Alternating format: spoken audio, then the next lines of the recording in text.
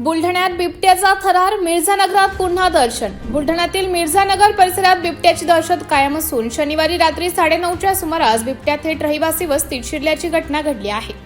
विशेष म्हणजे वर्दळीच्या वेळेस बिबट्या घरासमोर उभा राहिल्याने परिसरात एकच खळबळ उडाली। बुलढाण्यातील मिर्झानगर परिसरात बिबट्याचा वावर थांबण्याचं नाव घेत नाही। शनिवारी 31 जानेवारी रोजी रात्री 9:30च्या सुमारास एसटी मेकॅनिक गुलाम हुसेन यांचा मुलगा घराबाहेर असताना त्याला अंगावर काटा आणणारा अनुभव आला।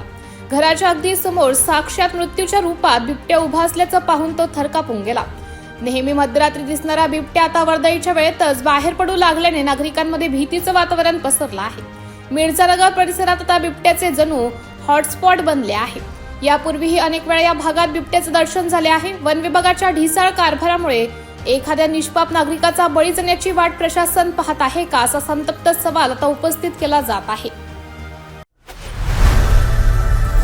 लोकनायक न्यूज